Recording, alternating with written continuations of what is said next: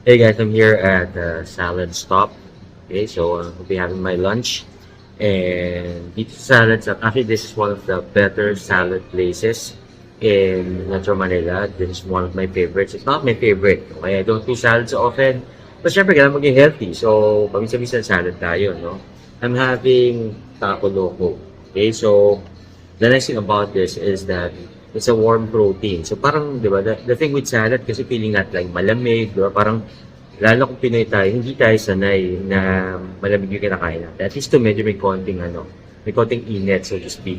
So yun, I'm also having a very grateful. So healthy tayo paminsan. Okay?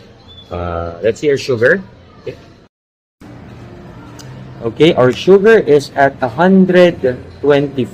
Okay, so I'll just open up. Ay, bumpas.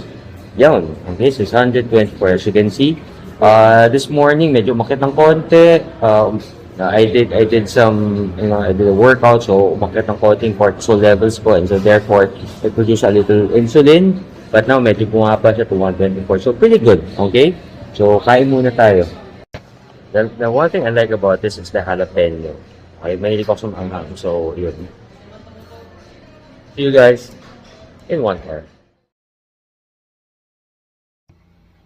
Okay, so I'm back at the office. Tingnan natin, it's been an hour. Tingnan natin kung nangyayari sa sugar ko. Okay, so it's 160. So, okay lang. Hindi masyadong tumaas. Of course, tumaas kasi nga kumain tayo, pero it's good enough. So, ayan guys. So, that's pretty much it. So, salads are always a healthy option. Okay? So, huwag natin kalimutan yan. Thank you guys. See you next time.